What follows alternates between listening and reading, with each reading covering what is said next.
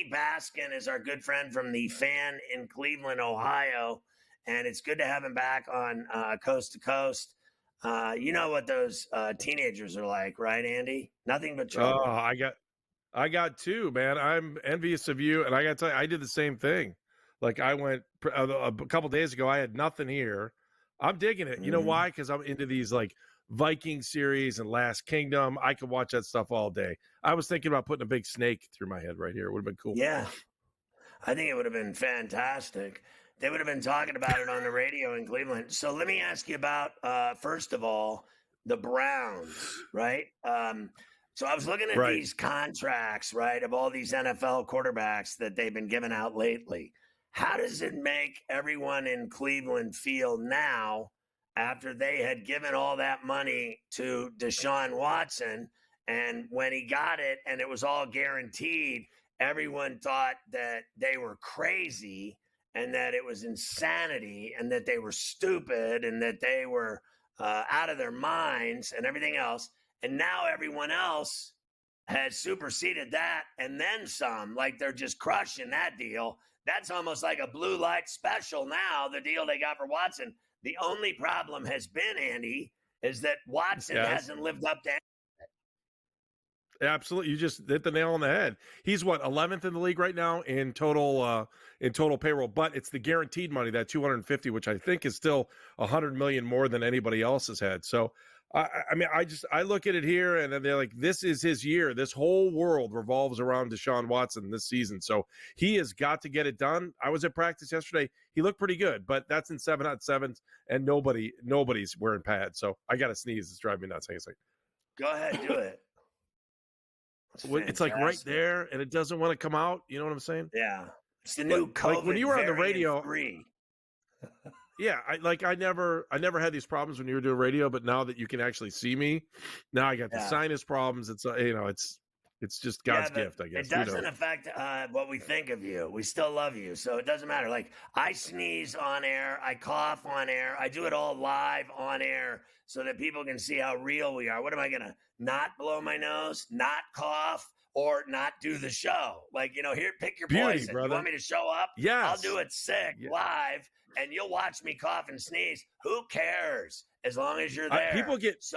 I got to tell you, people get pissed at me in Cleveland when I come in and I cough every once in a while, or my throat just gets a little bit clogged. I'm too lazy to hit the cough button. You get it real, baby. Have you, those people. They need to have a sandwich and shut up and stop complaining because they have Baskin time. And as long as they have Baskin, just go cry to your mother or something. I don't have time for it. So are the Browns going to be as good as they were last year? They were really tough. I thought Schwartz had the best defense in the league. I thought, bottom line was you had an old man Flacco playing quarterback. I thought he did a great job. Are they going to be that tough again? I think they got to catch the breaks. Like with Flacco, they were able to kind of overlook all the interceptions he was throwing because he was fine in the other team. And then that finally reared its ugly head in the playoff game.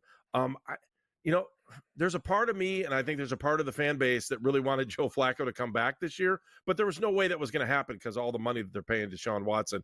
I would have liked to have seen him be the backup here, but I do think that if Deshaun struggled week 1, week 2, week 3, this town would be going crazy for Flacco. So they brought in Jameis Winston, took some of the pressure off. I think Deshaun looks like he's going to be up for the task this year. His offensive line is going to be strong as long as they're healthy. They're going to be one of the best in the league. So he's got everything around him. Let's see if he can make it work for him. And if we get Nick Chubb back here in Cleveland, that's going to be a miracle because when he left the field against Pittsburgh last year, I didn't think there was any way he was going to play again. Now you see him. He's lifting weights. He's doing all kinds of stuff on social media.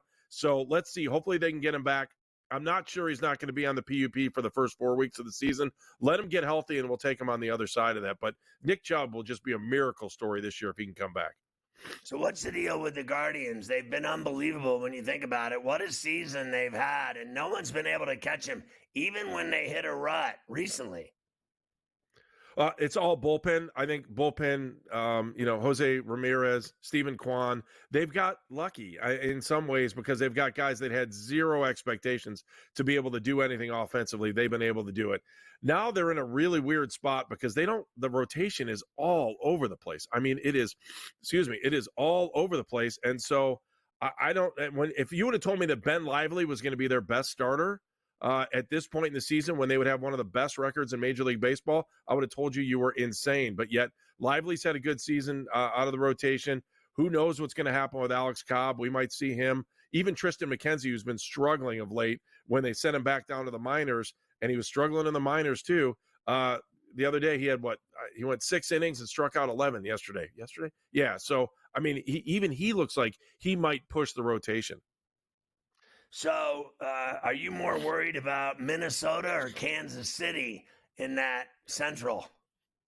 I think I'm more worried about the fact that they're just going to self-explode. That's the thing. The bullpen has been so good, and I'm just worried about the innings that they're taking in right now and that they've taken in all season. And if they start to explode, then then you're going to have an issue. But Emmanuel Clase deserves to be in that conversation for the Cy Young Award. He has been simply amazing all year as the closer. And I know we've only seen it twice before in Major League Baseball where closers had a shot to actually win the Cy Young. I got to believe Clase, especially with relievers only going 5 innings, 6 innings, he should have a good shot at the Cy Young. I think that he's an incredible closer. There's no doubt about it.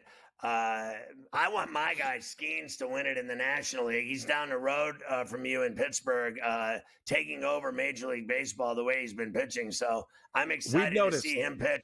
I want the Pirates to get a wild card. I think the Guardians are going to the playoffs no matter what. Andy, good to see you, my man. Take care of that COVID.